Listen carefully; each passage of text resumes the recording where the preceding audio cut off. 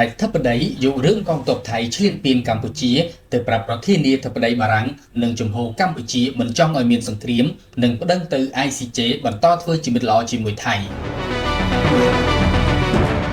រដ្ឋមន្ត្រីប្រតិភូអមនាយករដ្ឋមន្ត្រីតាន់សុងហ្វ្រង់សួរឲ្យដឹងថាសម្ដេចធិបតីហ៊ុនម៉ាណែតបាននាំយករឿងកងទ័ពថៃឈ្លានពានដែនអធិបតេយ្យរបស់កម្ពុជាទៅប្រាប់ប្រធានាធិបតីបារាំងនិងប្រាប់អំពីជំហររបស់កម្ពុជាក្នុងការថែរក្សាសន្តិភាពមិនចង់ឲ្យធ្វើសង្គ្រាមការដាក់បណ្ដឹងនិងវិវាទព្រំដែនទាំង4ទៅកាន់តុលាការយុត្តិធម៌អន្តរជាតិវាស់វែងបោះបង្គោលព្រំដែនជាមួយថៃឲ្យចប់និងបន្តធ្វើជាមិត្តល្អជាមួយប្រទេសថៃដើម្បីប្រយោជន៍ប្រជាជននៅក្នុងសន្និសីទសារព័ត៌មានក្រោយសម្ដេចធិបតីបានបញ្ចប់ដំណើរទស្សនកិច្ចនៅបារាំងនាព្រឹកថ្ងៃប្រហ័សនេះលោកតាន់សុងហ្វ្រង់សួរអះអាងថាគោលបំណងដែលសម្ដេចប្រាប់ប្រធានាធិបតីបារាំងអេម៉ានូអែលម៉ាក្រុងគឺដើម្បីបញ្ជាក់អំពីជំហររបស់កម្ពុជាហើយគ្មានចេតនាចង់បានអ្វីពីបារាំងឡើយ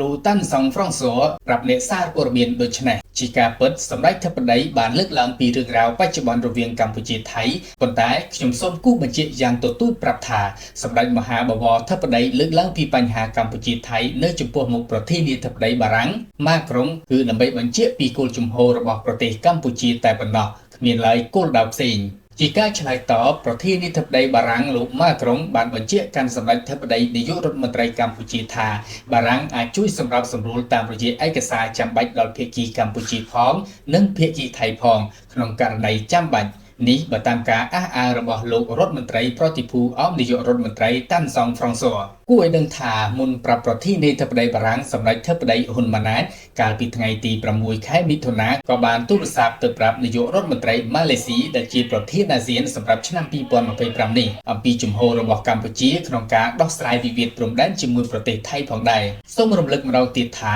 កាលពីវេលាព្រឹកព្រហៀមថ្ងៃទី28ខែឧសភាកងទ័ពថៃបានឈ្លានពានទឹកដីកម្ពុជានិងលបលួចបាញ់ប្រហារមកលើលានដ្ឋានក្នុងភូមិសាស្ត្រដេជោមរកតឃុំមរកតស្រុកជុំខ្សានខេត្តព្រះវិហារដែលជាទីតាំងឈរជើងរបស់កងទ័ពកម្ពុជាតាំងពីប្រមាណ30ឆ្នាំមុនបណ្ដាលឲ្យកងទ័ពកម្ពុជាឈ្មោះសួនរោនវ័យ47ឆ្នាំបានបាត់បង់ជីវិតភ្លាមឆ្លើយតបទៅនឹងមូលហេតុផ្ទុះអាវុធបង្កឡើងដោយភាគីថៃសម្ដេចធិបតីនាយឧត្តមសេនីយ៍ហ៊ុនម៉ាណែតប្រមុខរដ្ឋាភិបាលកម្ពុជាដែលកំពុងបំពេញទស្សនកិច្ចនៅជប៉ុនបានបញ្ជាឲ្យចល័តទ័ពនិងអាវុធធុនធ្ងន់ទៅកាន់ព្រំដែនគឺដើម្បីការពារបូរណភាពទឹកដីបើតាមសម្ដេចតេជោរដ្ឋាភិបាលកម្ពុជាខិតខំដោះស្រាយបញ្ហាព្រំដែនជាមួយថៃពិសេសគឺតំបន់មុំបីប្រាសាទតាមុនតូចប្រាសាទតាមុនធំប្រាសាទតាក្របីដែលស្ថិតក្នុងផែនទីរបស់កម្ពុជានិងប្រាសាទដែលសាងសង់ដោយបុព្វបុរសខ្មែរប្រមាណ25ឆ្នាំទៅហើយតែមិនទាន់ដាច់ស្រេចដើម្បីបញ្ហាព្រំដែននេះឲ្យដាច់ស្រេចកុំឲ្យថៃឈ្លានពាននិងបំពានម្ដងហើយម្ដងទៀត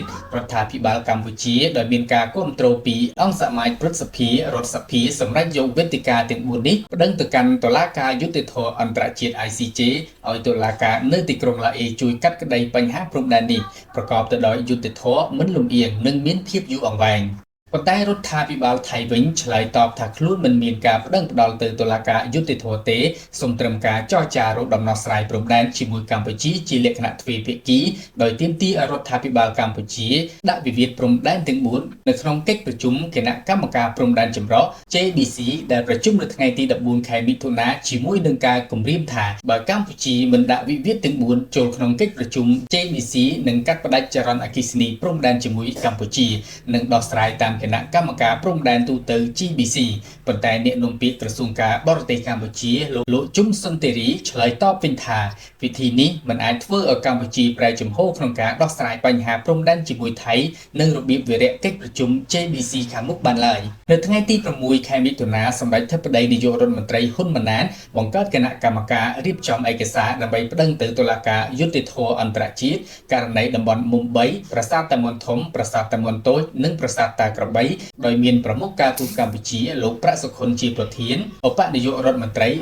ក្រសួងអប់រំហងជួនណារុននិងឧបនាយករដ្ឋមន្ត្រីក្រសួងយុទ្ធភ័ពលោកកើតរិទ្ធជាអនុប្រធាននិងសមាជិកភាពជាង10នាក់ផ្សេងទៀត